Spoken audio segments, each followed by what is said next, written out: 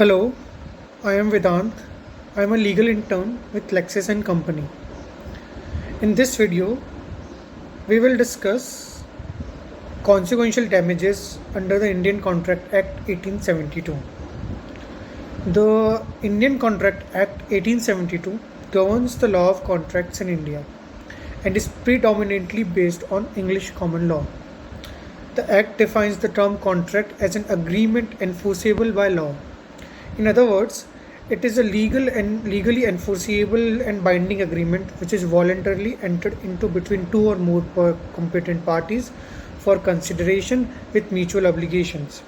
In today's dynamic business environment, majority of the commercial transactions are successfully and effectively undertaken through contracts. The list of such transactions include manufacturing agreements, supply agreement, subcontracting, infra project, EPC, etc.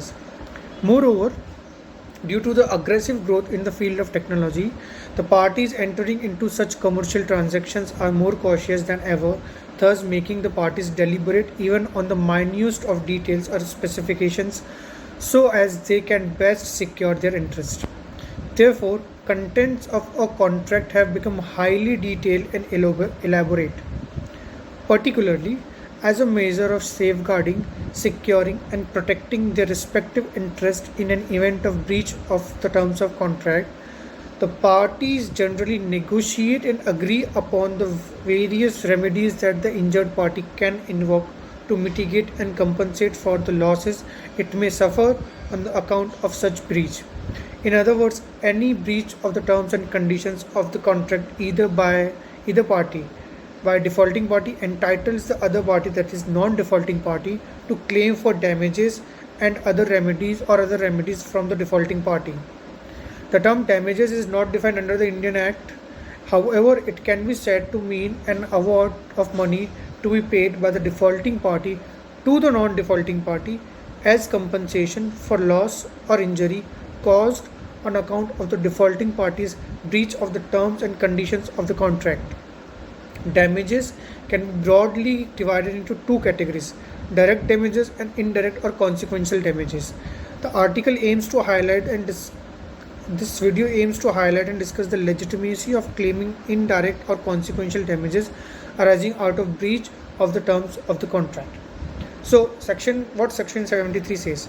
Section 73 of the Indian Contract Act provides that when a contract has been broken, the party who suffers by such breach is entitled to receive from the party who has broken the contract compensation for any loss or damage caused to him thereby, which naturally arose in the usual course of things from such breach, or which the party knew when they made the contract to be likely to result from such breach.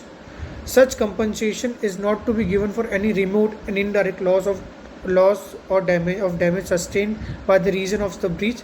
It further states that when an obligation resembling those created by the contract has been incurred and has not been discharged, any person injured by the failure to discharge it is entitled to receive the same compensation from the party in default, as if such person had contracted to discharge it and had broken his contract.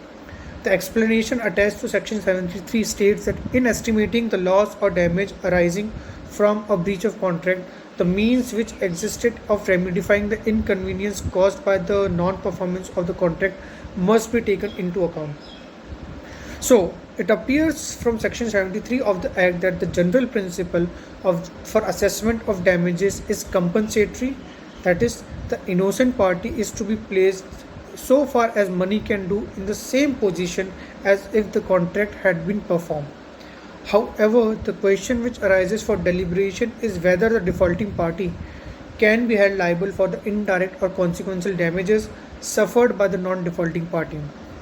Consequential damage or loss usually refers to pecuniary loss consequent on physical damage, such as loss of profit sustained due to fire damage in a factory. It arises due to the existence of special circumstances. The basic rule for determining the scope and extent of consequential damages which defaulting party would be liable to pay to non-defaulting party was first elaborated in the judgment of Alderson v. in the English Court of Exchequer. In the case of Hadley versus Baxendale, In the sad case, the plaintiffs were millers and used to run the city steam mills in Gloucester. A crankshaft of steam engine at the mill had broken, and the plaintiff arranged to have a new one made by Joyce and Company in Greenwich, for which the said purpose the Joyce and Company required that the broken crankshaft be sent to them in order to ensure that the new crankshaft would fit together properly with the other parts of the engine. The plaintiff contracted with the defendant, who were common carriers, to deliver the crankshaft to engineers for repair by a certain date at a cost of 2 sterling and 4 shillings. The defendant failed to deliver on the date of question, causing the plaintiff to lose business. The plaintiff sued for profit loss due to the defendant's late delivery, and the jury awarded the plaintiff damages of $25. The defendant appealed, contending that they did not know that the plaintiff would suffer any particular damage by reason of the late delivery. The issue raised by the defendants in the appeal was whether the defendant, in breach of the contract, could also be held liable for damages that the defendant was not aware and which were suffered by the plaintiff from a breach of the contract. So in this video we have talked about what are the consequential damages, what section 73 of the Indian Contract Act says, and discussed the case of Hadley versus Baxendale and the important question raised by the defendant in the case.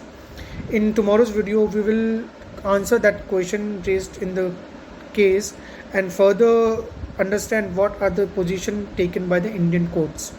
Thank you.